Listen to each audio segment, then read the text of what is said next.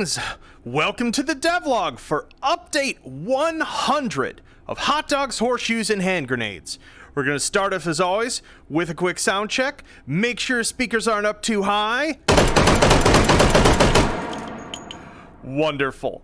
So what have we got for you this week? Well, we have finally survived the alpha process for this update, and of course need to have an appropriate toy for this, the 100th update. And so I present to you one of the coolest LMGs that I've ever had the privilege to fire, the Ultimax 100 in its Mark III configuration, which is, I believe, to my understanding, the first mass adopted configuration. It is not belt fed. It fires from a drum. And what's cool about this, in many ways, this is what you could call the first of the truly modern LMGs, in that it has a constant recoil system in it. And so what this basically means is that once the platform begins firing, it doesn't really continue to rise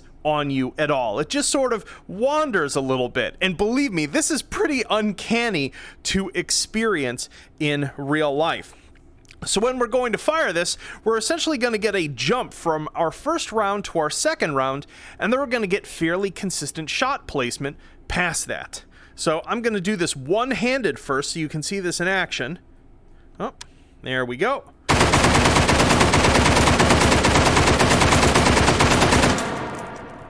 So yeah, so as I see, our first shot's pretty low there. So once we sort of get going and can adjust to where the firearm is oriented, we can keep things on target. Go like so. Let's do it through our sight. So. Wow. Also, you'll notice this just flings the brass out. And yes, they come out with that much force when I fired it myself. There's actually a clip in the old devlog from some months back, about half a year back, I think, where I actually got to fire this. So, super controllable, especially with that nice, slow and steady fire rate. Has a bipod that can pop out. Handsome. Absolutely handsome, and a adjustable ladder sight here for our various distances. Wonderful, absolutely wonderful, and a fitting piece as well. I'm sure many of you will agree there are never enough LMGs in H3. So what else have we got in addition to everything else that has gone in with the alphas? So there have been a few changes to our old item spawner here, and this has mainly been to accommodate changes I had to make to metadata and new objects for the new one. But just so that some of you folks don't get confused, if we go over to the support tab, things have been split apart a little more. We now have separate tabs for grenade launchers, rocket/missile launchers, locomotion guns, if you wanted to, if you're like, where did the grapple gun go? It's over there. As well as exotic support weapons over here. One of the other things, we've got a new category that is under miscellaneous in here, which is that I went through and actually added all of the Sosa guns in the game. So you can now spawn absolutely all of these to play with. Made a liar out of me. I don't see the Meat Fortress ones. I wonder if those just actually got sorted tag-wise under Meat Fortress. Either way, that's a quick fix. Wouldn't be a devlog without something being broken. But yeah, and this also includes a whole bunch of brand new variants, such as suppressed... Oop, that is not playing the correct sound. Second bug found. Well, once those are fixed, suppressed versions of the various guns, the PSG-1, the revolver, etc. So those are all in the game now to be played with, and obviously for those of you modder folks who do custom take and hold runs, you can now build profiles that use all of these yourself, and we finally have a way to actually spawn in any scene the future Sosa gun winners from last year. Love that little pocket toaster.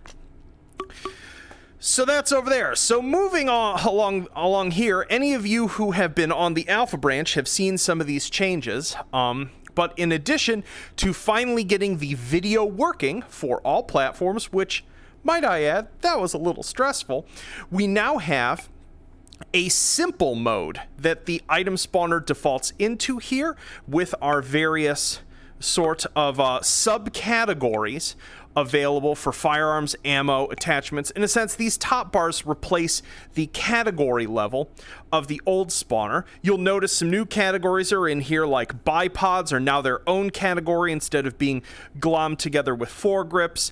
There are muzzle adapters as their own category. Muzzle brakes are their own category. Basically, the way that old spawner had been coded, I could only have 10 subcategories to a category, and so that's why some things were sort of smushed together, and that was just the way that I coded it back then. But this spawner doesn't have that problem, so those are in there as well. We got our melee stuff. We got our tools and toys, including our Sosa guns. Let's see, do they all show up here? Oh, that's...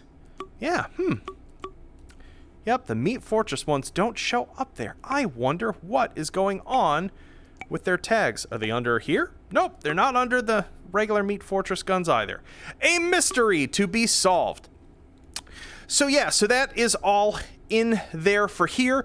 You'll also notice if we go over to switch to tag search mode, which we can just jump into here or switch back to classic mode, you'll notice a couple new buttons. Well, select tags from held object is there, which allows you to just be like, match on the ammo tab everything that is 9mm in this mag type. But in addition to a clear all tags button, we have a clear all tags of type button. So if you just want to be, if you're over here in set sort of thing and have selected several tags, please work, it actually clears them. Yay, it didn't break. And it only clears them from this category. So I can just have this set up like this, and then I can just say go over to era and just clear all the tags just in that type for faster filtering and sorting and such. So yeah, wonderful. And of course, what is to come with this, there's still a bunch of functionality that is still needed for this. The new vault is going to be worked on over the coming month or two. There will be a help button up here in the corner when things are ready that will actually have all of our specific video tutorials for items. But that's obviously going to take a good while longer to get everything produced for. And so basically, until the vault is replaced, this spawner will only be in this scene and the proving ground. And as soon as it is ready to fully replace our older one, now that we have this classic mode here, which should hopefully make everyone happy, we will finally be able to, move this into every scene in the game, which I'm hoping to be able to do before the big holiday rush at the end of December. So yeah. Another thing that was done, and this is still not complete yet, I'm still working on it, is that all of the ammo in the game has been given item spawner IDs that are under the cartridges category. They don't have pictures yet because there's over 300 of them that need pictures taken of. My tech artist collaborator is in the process of helping write an automation tool that will actually auto take all of those pictures and bind them together for me so that I don't have a further RSI injury by the time I'm done with it. But it's in here, and if you switch to tag search mode, you can actually just pick a specific caliber. So we can just go in here and find 45 ACP, and we can just be like, just give me the cartridges, and that is going to show them here, and we can just spawn a specific cartridge, like, come on, there we go, like so. So there you have it. So that just about does it for our update 100. Let's jump out of VR now. Yo. So yeah, 100 updates. I honestly don't even know how to process that one. This number and this update has been hanging over my head for what feels about a year, actually. It was about a year ago that I looked at what the update number was already up to, and that I was going to have to begin to start thinking about what would constitute 100. And many of you noticed that I sort of slowed down and sort of dilated exactly like everything began having a really long alpha cycle, and I was sort of putting it off because I couldn't figure out sort of what would make sense for that, what would feel appropriately culminatory for something as ridiculous as 100 updates for a game.